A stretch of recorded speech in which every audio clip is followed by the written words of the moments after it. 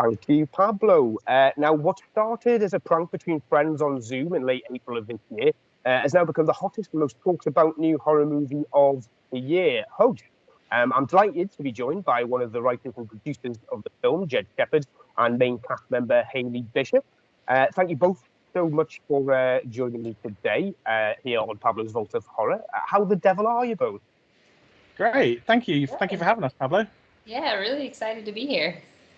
Oh, it's a complete pleasure, I must say. Now, obviously, we're here to talk about Host, the success it's had already.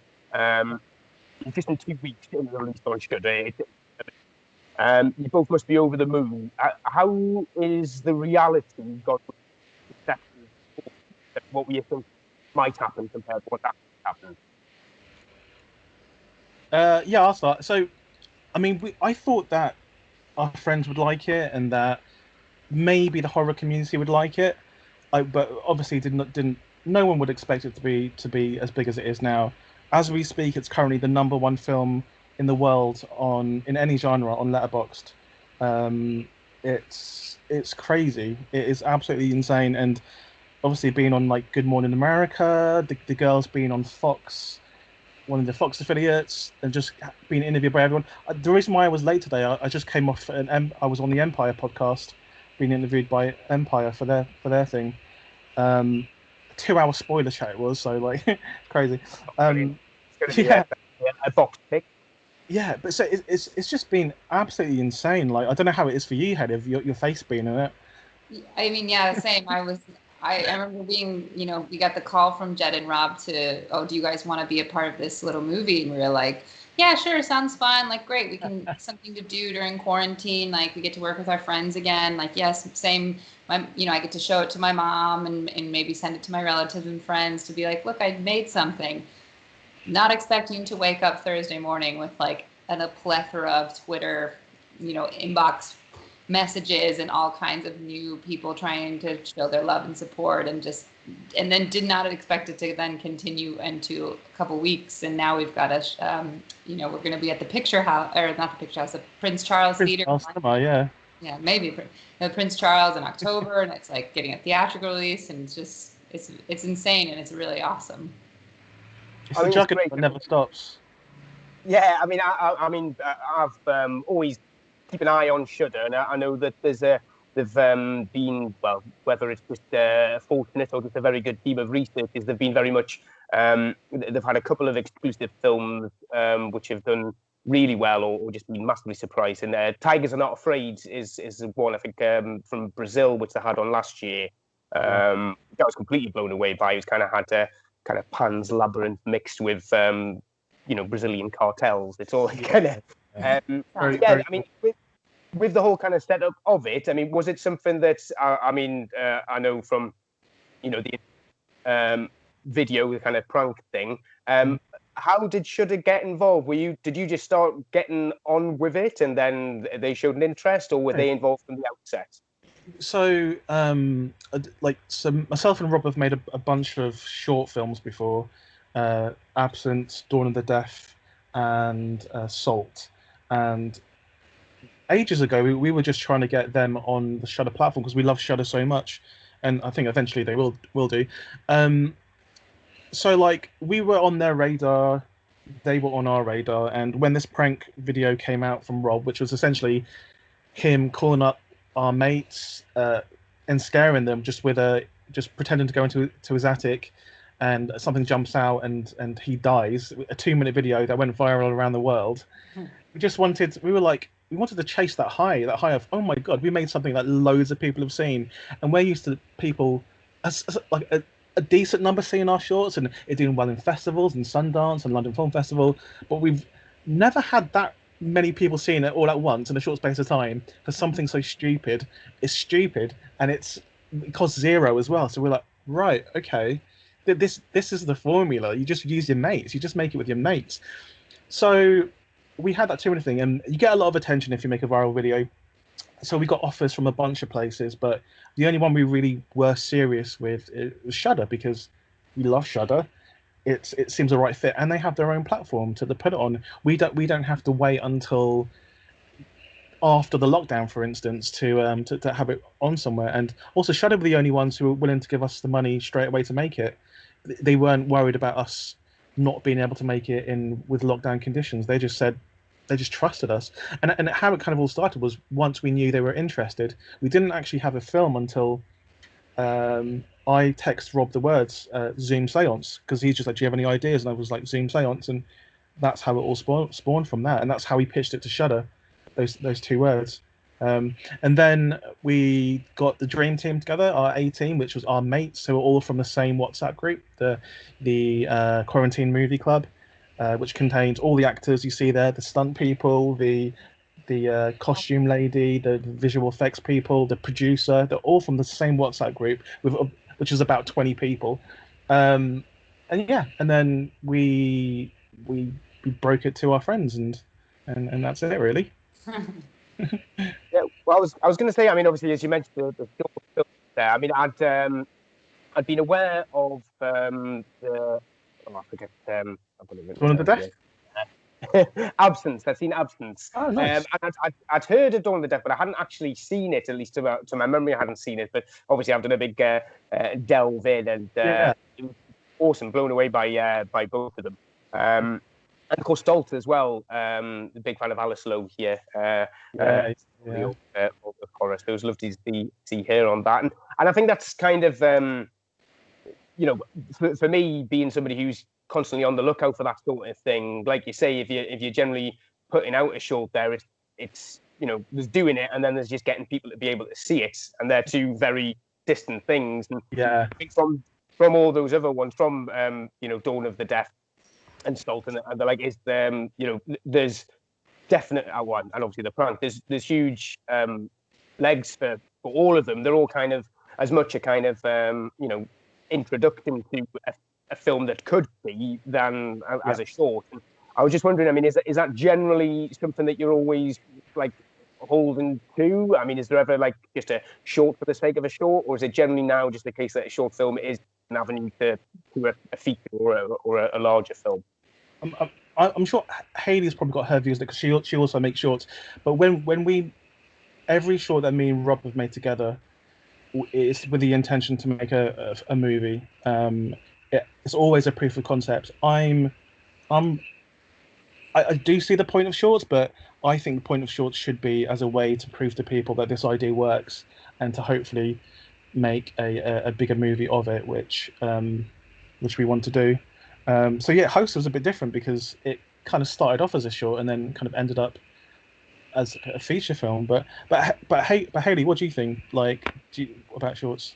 Yeah, I mean, I've done 3 now under my belt, and I'd say the first 2 were, they were, especially because I was a younger filmmaker and first learning, were kind of a standalone piece. But you do always see like the potential for a bigger story in them. I think it's hard to not make a short and not be able to then also say, well, if we just pulled this character's story a little farther, or we added this little storyline in, we could actually make it a full feature film. But I'd say I agree with Jed. Like my latest short is being developed into a TV series now because it has the legs and has some qualities in it that you can see where the bigger story is. And I do think like shorts, they're a really good way, especially for younger filmmakers or even just any experienced filmmaker who just wants to make something without having to worry about like, one, you need a massive budget. Well, you need a bigger budget to make a full feature or a full TV series or whatnot. And so a short is a really way to give financiers and any sort of filmmakers kind of a taste of what you want to do. So there is a little more trust, or you can show your vision, or you can show your style as a filmmaker. But ultimately, you do want it to grow into something bigger, because who doesn't love making feature films? And obviously you're both as Jed was saying there, you like a producer and screenwriter as well as an actor, so you like you say, you've worked in a few in the past. Now just going back to Hope, now obviously I'll probably possibly say everybody's kind of on equal pegging, but hey, you're the first bit, albeit behind some sort of Scotch tape or something. So it's yourself, Haley, and there's Regina Grandover, Caroline Ward, Emma Louise Webb, Edward Leonard and Damon Baxter are the kind of main people in there. Now, one of the things that I should allude to, that group, no doubt from working together in the past, from what I see, there's a lot of, I was saying step, that's probably the wrong type of word, but there's a lot of working together from the past now. Now, is that does that all spawn from that, or did you know each other going into the films and kind of work along with each other, or was it from working in films kind of met up? Yeah, so we worked. So Emma and Gemma, I directed a film called Multiplex, which isn't out yet. It's on a couple of festivals, but lockdown means we couldn't show it in as many places as possible. But Multiplex actually features all of the girls from Host, so it's going to be really cool when that drops, because then you'll see all the girls in a different light. But before that, obviously Caroline, Radina, and Haley are from Dawn of the Deaf. And I actually knew Haley from before that.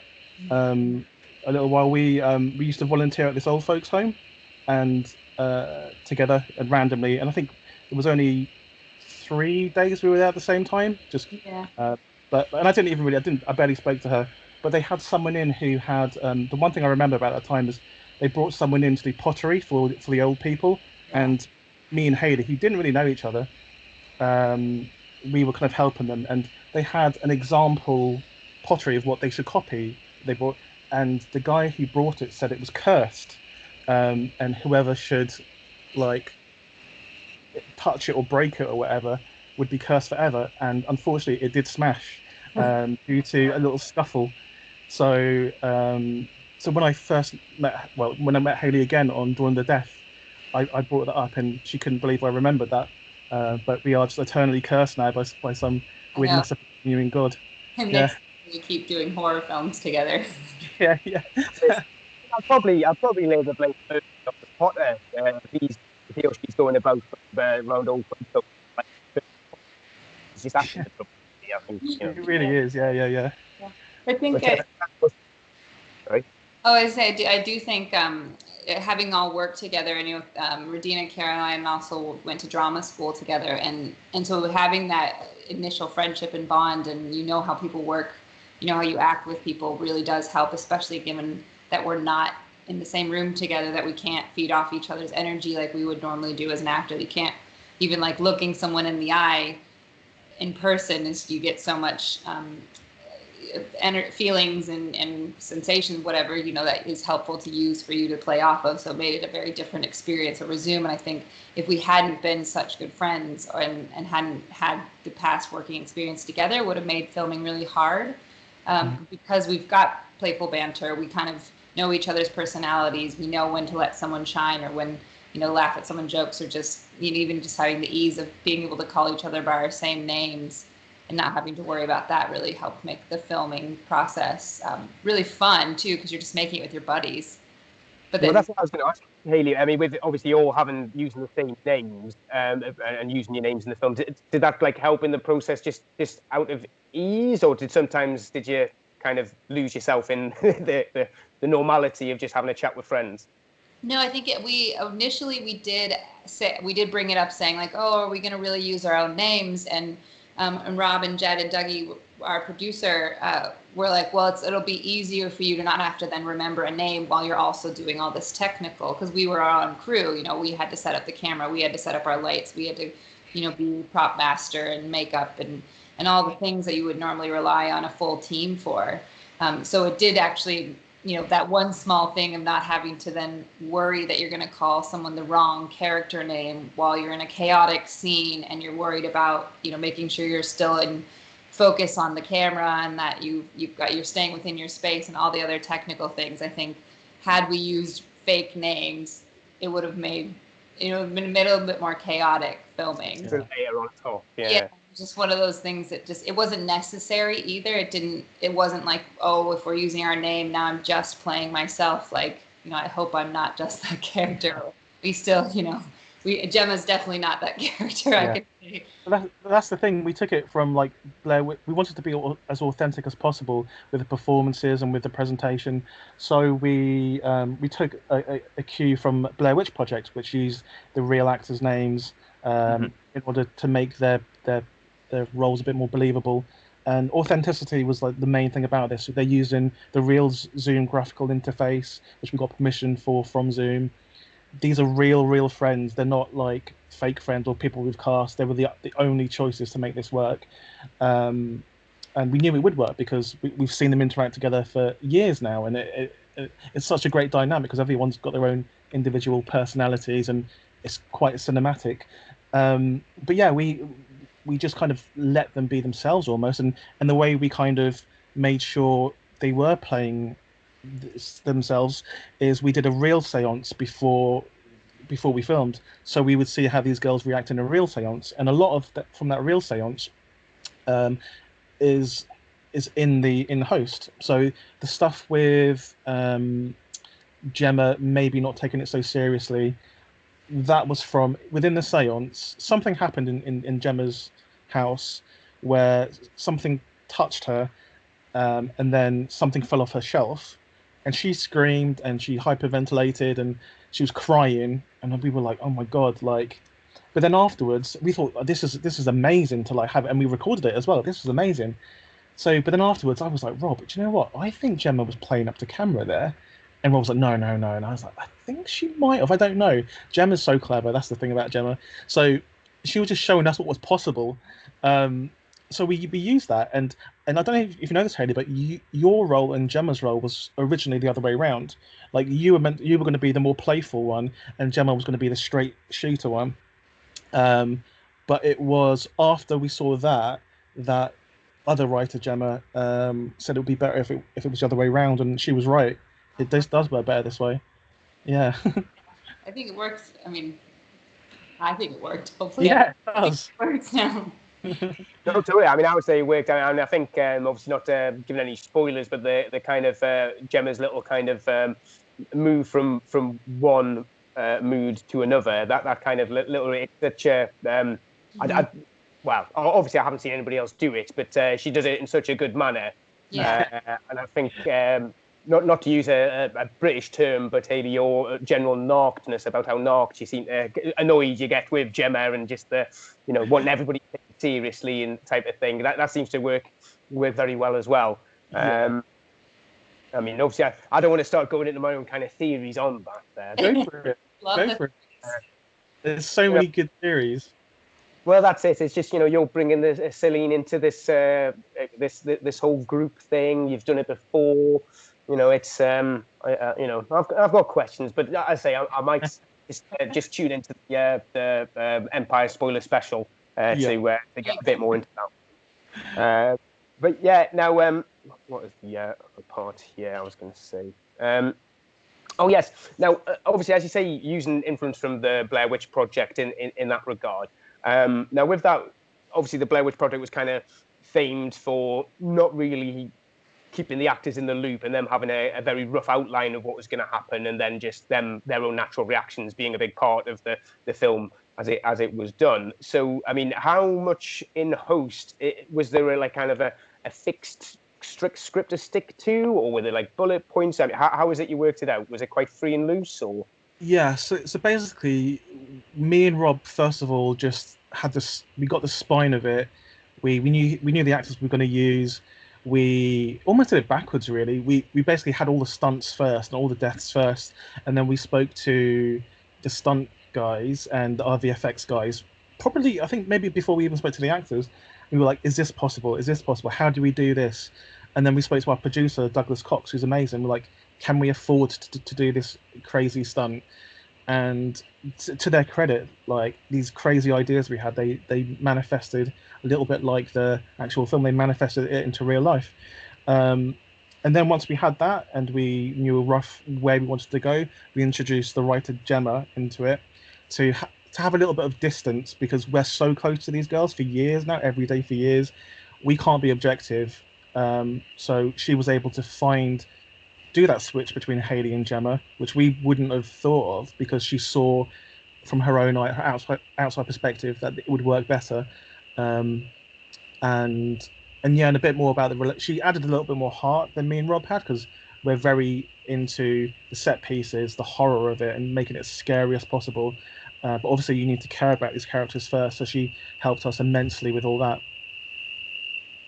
Yeah, well, I mean that's the thing, and I think it's good to have a, like I say, an outside perspective, because essentially, if you're conceiving the ideas, you might be married to an idea which, even if it's the best idea in the world, if people are too stuck to a certain avenue of going down, then the odd tweak here or there could make a good idea brilliant, or and like you say, ultimately, if everybody's within the same kind of coven, that's how cults start, isn't it? It doesn't necessarily mean that it's right or wrong, but if everybody's all within the same mindset, that sometimes can be as much of a curse as it is a benefit. Yeah. I think because we were given a script mint, as we've coined, so it was an outline essentially of all the different emotional beats we needed to hit throughout this the film, and then obviously with our different death scenes. Although very cleverly, Jed and Rob and Gemma would write redacted in the script where if someone died, so we didn't know while we were filming how each other died in the scene. You only knew your own death, and you'd only know someone's death if you were physically alive watching it, essentially.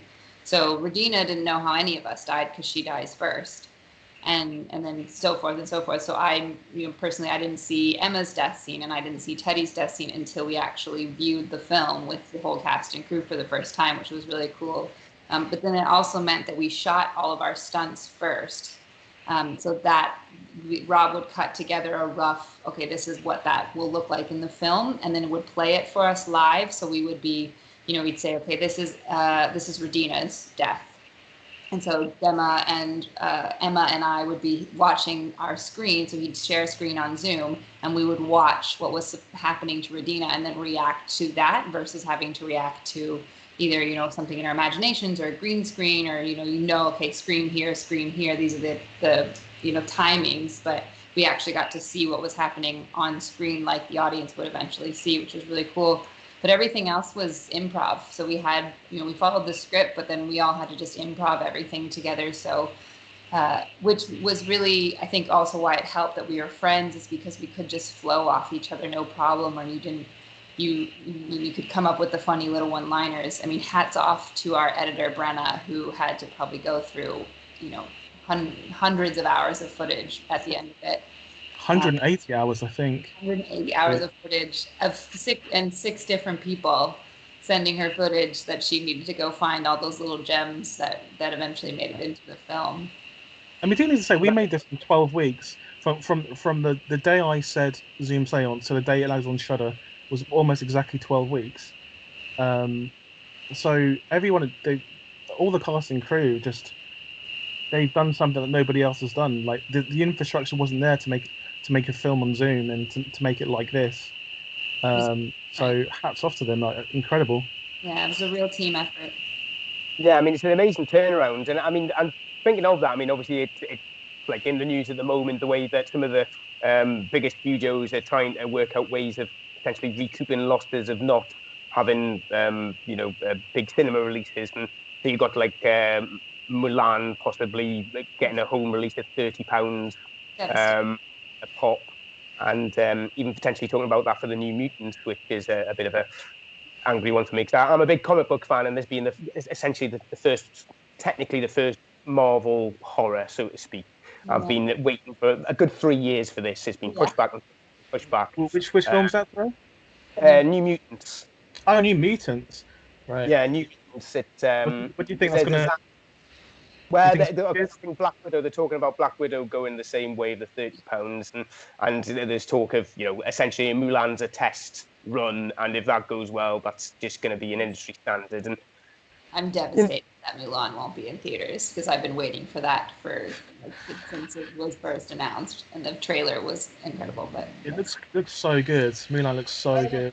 I think it's one of these things that I've had a bit of an interaction with people on Twitter, and there seems to be a varying. The two opposing things of, it seems to be people with very large families saying, oh, well, that's cheaper than me going to the pictures anyway, so I'm all right.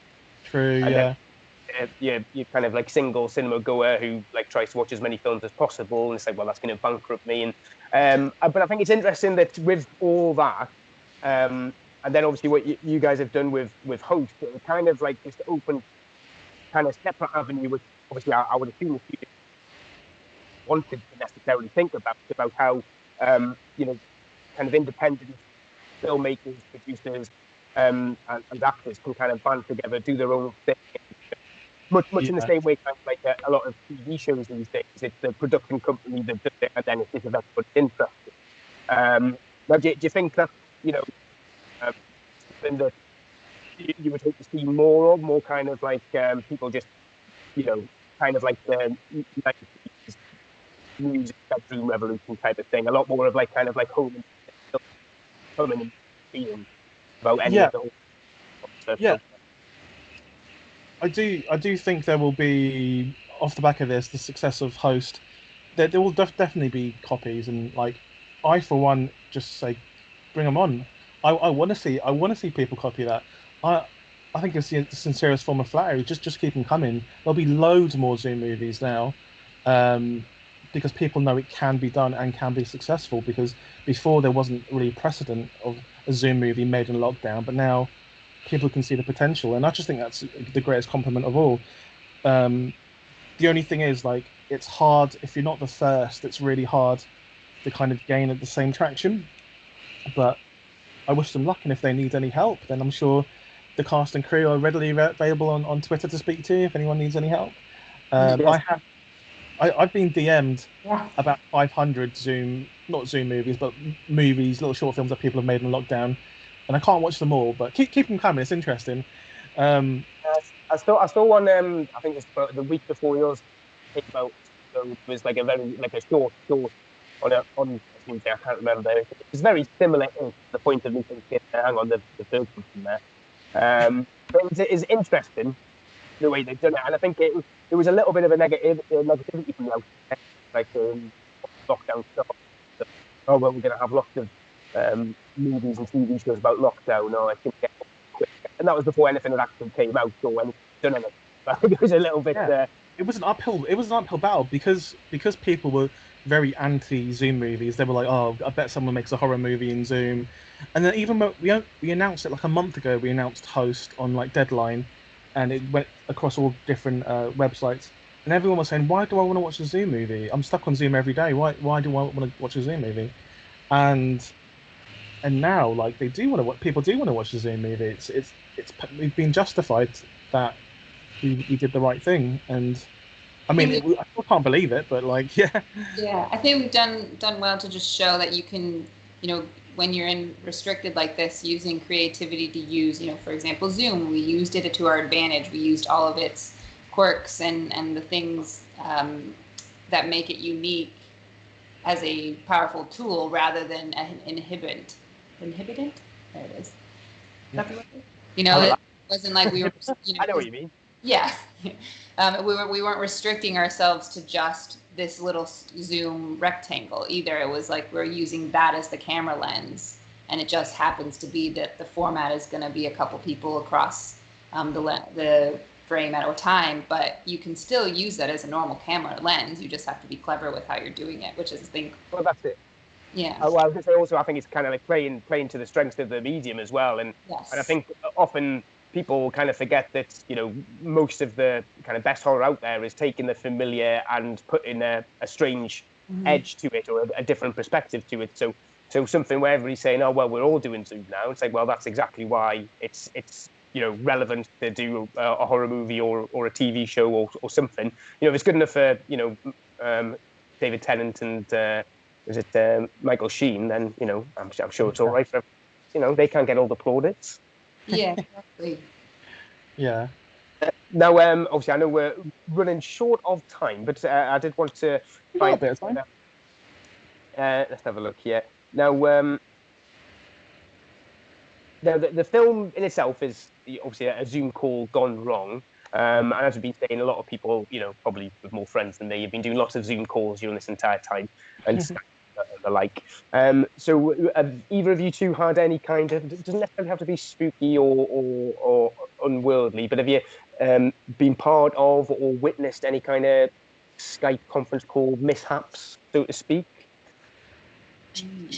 Just the real seance that we did beforehand, and actually, me and Rob have done multiple real seances before this to like, so we kind of get in the mood to like write about it. And I'm not really a believer in stuff like that. So nothing ever really happens to me, but I think the more you believe in it, the more it'll happen to you, because you're projecting your belief into your natural environment, and maybe something will happen. But I don't think it's otherworldly. I think it's you and your energy, maybe. Yeah, it's kind of like a manifest destiny type of thing. If you, Yeah. that they will come type of thing. Mm-hmm. Yeah, no, I mean, We do. I feel like Oh, sorry, I was going to say that a friend of mine used to live with a gentleman from Liverpool a few years back, and he was new to the area of the northeast of England, and he went to a spiritualist church thing where they were having a spiritualist there doing all the talk, and as is the standard, they were doing a little talk and chat around, and it was basically him and a bunch of middle-aged and older ladies. He was the only fella there, and he was a very loud scouser.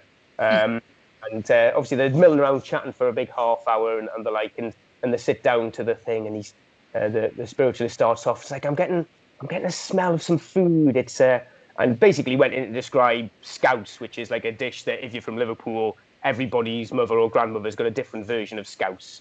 And they described that, and he stuck his hand. It's like, scouts, that. I said, oh, is there anybody from Liverpool? And basically, he just went full hook, line, and sinker, and he came back like a changed man from it, back to the flat and tell me all about it. And I was like, oh, was there anybody else there from Liverpool? He said, well, no. So, do we having a big chat beforehand? Yeah. Were you being as loud as you usually are? Maybe.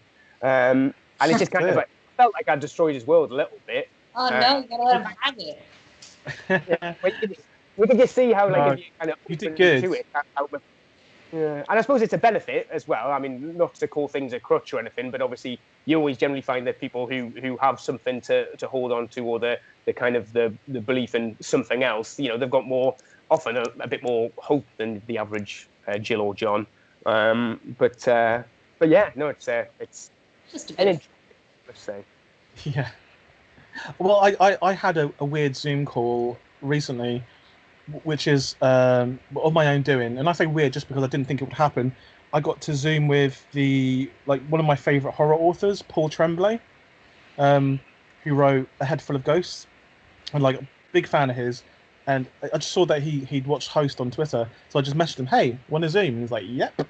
So I got to Zoom with someone like that, and it's been happening quite a lot. I've just these people that I've kind of admired from afar since Host has dropped. Like, they're just willing to like chat, and because they're just so, and their first question is always how did you guys make this? So it's really good to be not on an even footing with them, but them to be interested in something that you've made, and likewise. I find that quite bizarre. Yeah, well, I was going to say also, as I mentioned before, unfortunately, I'm a big fan of Dawn of the Death.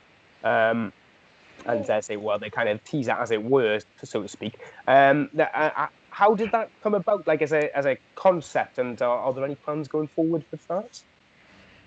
I'd had the idea for so long, and there was a version where I was going to direct, and I'd almost set it up, and weirdly with some of the same people in the crew who eventually went on to make it.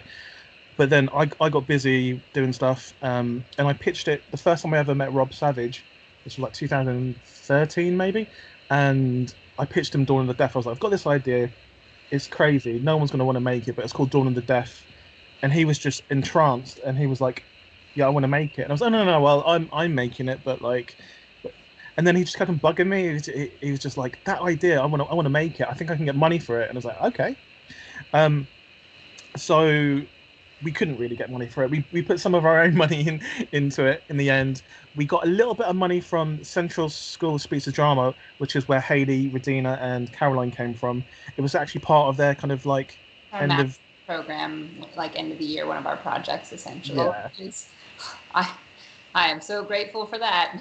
Yeah, it worked out. But yeah, so and again, we'd only made Absence at that point, so we hadn't made anything that ambitious, but just the concept of the sound killing everyone and only deaf people being around is interesting to me. And obviously it did really well in terms of festivals. we did all the normal ones, Fright Fest and London Film Festival, and we've done a whole bunch over Europe and America. But then we thought it would end, and then we got into Sundance, and that just kickstarted another 50 odd festivals. I think we did like 300 festivals, all the big ones with Dawn of Death. And in answer to your question about are we doing a feature film version, the answer is I'm not allowed to say yet. I'll take that as a different form of sign language in a film. yeah. But like obviously, Haley's in that, and that's where we saw like how great she can be, and yeah. Well, I think it is. I mean, it was a great concept, and in many ways, kind of like even without the kind of zombies coming back, just the idea in itself is like a great one to work on. But as I say, just getting to that point, and then when the old cadavers start twitching, that's when you think, oh well, there's a huge amount still going on here. So yeah, that's grand. Well, now I'll let you, because I do know you have other interviews lined up. So I'll got a bit of time. All right. Check. Yeah. Now, obviously, we mentioned multiplex there, which is kind of, if not mistaken, Jed, that's like going to be your directorial debut, so to speak, is it? I guess officially that's what we're calling it. Yeah. I mean, I've done like music videos and things, and but yeah, it kind of debuted at the Glasgow Film Festival, and then we had a whole bunch more lined up, but everything's been cancelled. So who knows when we'll see that in the cinemas again? But my thing is, if we're not back to normal by October, I'm going to release it. I'm going to release it for Halloween, or just before Halloween or something.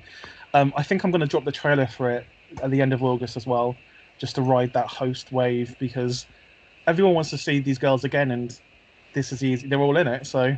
And when you're going to love it, because if you like Dawn of the Death, you'll like Multiplex. Yeah. So I've been joined by my dog here. So hey, doggy.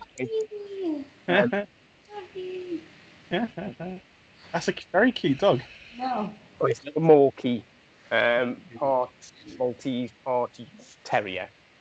So all the cuteness and lots of bargain. Nice. Right, I'm just getting my glorious assistant to take the dog away. Thank you. Right. So obviously with you're working together in plenty of things, and of course Happy Spookies is the big takeaway from host there. That's a hashtag I'll keep revisiting. Yeah. Now let's see here. Oh yes, that was one of the things I was good to ask. Now I know there's a good chance you'll have already worked this out in the whole kind of way actors and writers do kind of a pre-story and all this sort of thing. But in your own minds, how do you think the characters in the film? Obviously, we know that you're all friends, but how do you think the characters in the film kind of know each other? I'm noticing there seems to be a kind of a simmering kind of rivalry between Haley and Gemma, like a kind of. We've all got those friends who, when everybody's all right, it's all right. But, there's a couple of friends who sometimes will turn on each other and kind of that type of thing. Is that where Haley and Gemma are? Or? Well, yeah, Haley can tell you all about their connections and stuff. Yeah, so we kind of decided that Caroline, Gemma, and Radita and I had all gone to college together. And so we would have met, probably I would have been studying abroad. Radina would have come from Bulgaria, kind of thing. We all met in England. And then Teddy had also gone to college with us, so we were all mates from our undergrad, 10 years ago or whatnot. And then Teddy worked with Emma and Ginny, so that's how they kind of know each other. And so Teddy brought Emma into our little girl gang to join, and then we just took her on as one of our own, and morphed into this little sextuplet. Yeah. That then, of course, Teddy has been taken away by Ginny. Yeah. This Ginny, I mean, that's the thing. I mean, obviously, it doesn't seem to be very, very popular in many ways. What Caroline says. Well, this seems to be the thing as well, which I've noticed. There's a kind of, a disparity of opinions as to, ultimately whose fault it all is. Obviously, ignoring any kind of potential Machiavellian intent by anybody. Just working on it as is. Some would say that obviously Gemma being a prime candidate for messing about with forces she doesn't understand. Yeah. Some would argue yourself, Haley, for doing it first. Yeah. But some would say Teddy potentially, because before it all starts going off, he essentially broke the chain, so to speak. Yeah. All setting up. So, I mean, where would you proportion blame? Obviously, without necessarily too many spoilerish type things, but you personally, whose fault do you think it is? Well, well, in my head, I've kind of figured out the overarching theory now, but like I haven't said very much. But in my mind, it's definitely Gemma, and I'll tell you why. Because she created this false spirit that's killing her friends, but the thing that gives the game away for me the most is right at the end when she's in Haley's house, which you can see right there. She has no reason to pick up that laptop and bring it with her. She has no reason to bring Haley's laptop with them because there's no one else in the line. So for her to take that laptop, it's like her inviting the audience to participate in this Zoom call now. So she's taking the audience there. And when you see that jump scare at the end, that's it going into your house, basically. That's it going in across Zoom into everyone's homes who's watching. So it's an international seance, basically. And well, Gemma's... I did notice that Gemma's candle did go out first, soon after. Candle theory, yeah. And that was, but yes, but I suppose that's possibly. I may have to reassess all my conspiracy theories and work back on that. You think it's fault? Well, I say I have my suspicions in regards to your initial intentions, Haley, but now I'm thinking, maybe Gemma was just some sort of sleeper Satanist without realizing it. It is. Like as soon as it's release it into the world, it's no longer our film. It's everyone's film. So who am I to say what theory is right or not? It's up to the person watching to what they believe in. I mean, I definitely thought it was Gemma's fault when we were filming it, and then all these theories have come out that it's why is Haley so intent on getting her friends to do a Zoom seance and so adamant about it being strict and by the book and respectful and stuff. And I'm like, there's a little something going on underneath all this. Well, I kind of felt like even in those initial kind of 5 minutes, there's kind of a something, kind of a nervous energy brewing there with Haley as she's setting things up and the like. But yes, I as you say, we'll leave that up to the individual viewer. Also, when she logs in at the start, it says host Haley me. It says that right at the start, like on her login screen when she logs in. So it's like, okay, so this is all about Haley. There's loads of ways to interpret it. Also, Haley knows Salen, and they've worked together before. They've done stuff before. They're friends. Haley's got Salen's number on speed dial, it seems, and so maybe they went together. And when Salen disappears, you can see something happens on her screen, and when she comes back, she just said, "Oh, it's just internet problems." But you think, no, I saw something else. It's not just internet problems. Something coming from the side there. Yeah. No.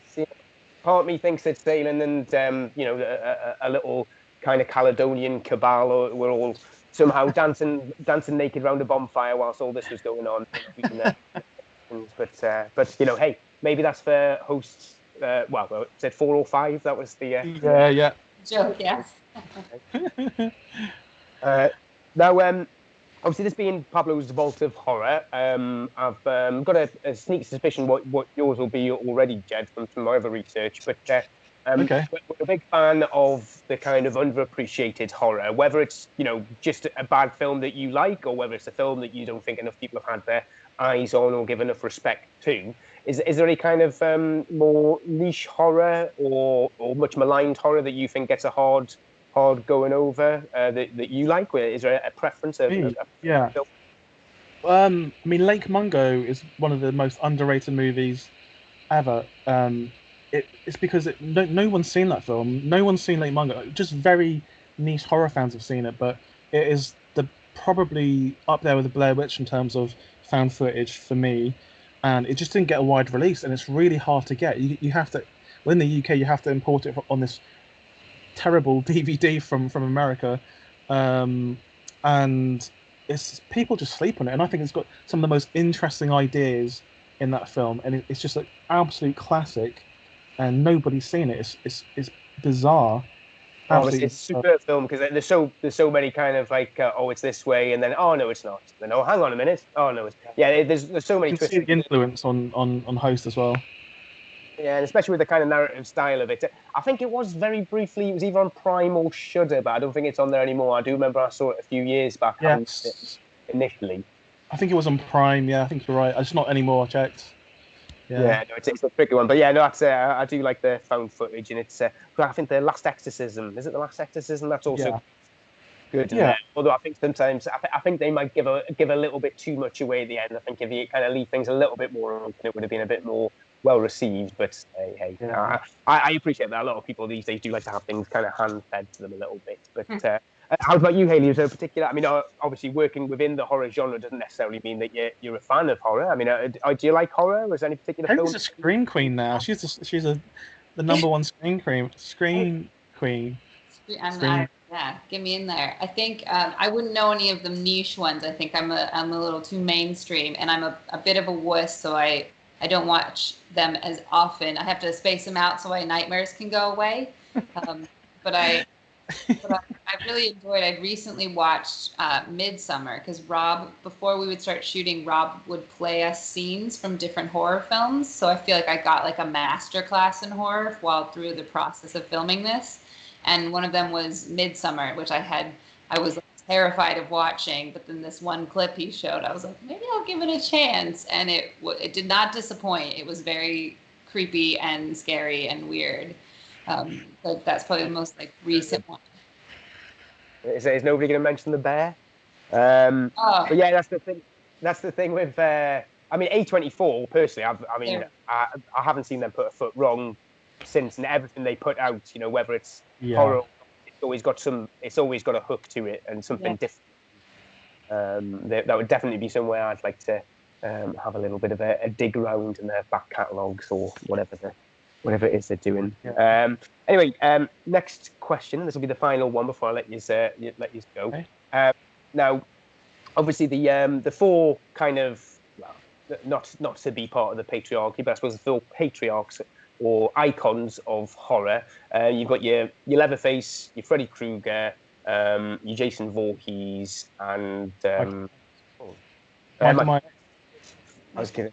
I always miss out one of them. But yeah, Michael Myers. So you've got those four there. Now, you can only pick one of the four to keep, and the other three are kind of consigned to the dustbin of history and everything erased. So out of those ones, Freddy Krueger, Michael Myers, Jason Voorhees, and Leatherface, which one would you keep, and which three would you consign to the dustbin of history? So easy. Freddy Krueger is the best horror villain of all time. He's amazing. The others aren't fit enough to kind of wash his green and red striped shirt. He's by far the most enigmatic, scariest. And I remember when I was a little kid, I had a dream where I met Freddy Krueger in his boiler room, and I was like, oh, this is a bit too real. And he said to me, Jed, I'll do you a deal. Like, he said, I'm going to put, and this is within the dream, he said, I'm going to put you back in, because I was in school at the time, I'm going to put you back in your school. When everyone's in the playground, press this button and they'll all die. But I'll save you. Is that a deal? And I was like, sure, okay. So like he blasted me into my, I woke up in school, I pressed this button and like everyone died, and he was like, cool, we're cool now. So I feel like me and him have got a bit of a thing going where he'll leave me alone as long as I kind of like respect him. Yeah. I think we're all very pleased that you decided to put that kind of energy into making horror films, because I think it did. Yes. There's a good chance we might be reading about you in the papers for a different reason. Yeah, true. Haley? I would say I agree. Freddy Krueger, just his overall even just appearance, and he's terrifying. Like, he is the ultimate nightmare, which I think makes a horror film great, is when you can, he's going to come at you at any point. Even seeing like a glimpse of that shirt is you can send your childhood dreams into awry. So yeah. I think we keep Freddy. Also, And just the- don't want him to come out. Yeah. I suppose in many ways, he's the kind of like one who chose to be evil, whereas obviously your Michael, well, maybe not Michael Myers, but Leatherface and I suppose Michael Myers to a degree, but Jason and Leatherface specifically, you kind of feel like they were kind of hard done by. They were kind of pushed down that road, and this is more kind of just a malevolent, like serious, mentally ill young man who went a certain way. Whereas Freddy Krueger just thought, you know what, I'm going to take those kids, I'm going to do this, I'm going to do that, then I'm going to evade the dreams after my death. Yeah.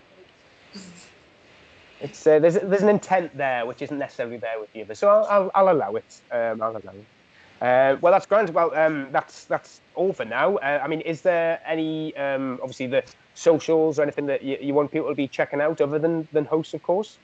You can just find me at Jed Shepherd on everything. And I'm at Haley HALEY _ Bishop BISHOP on both Instagram and Twitter. Oh, superb. Well, thank you very much for joining me here on Pablo's Vault of Horror, and I'll pass back to Pablo in the studio. Over to you, Pablo.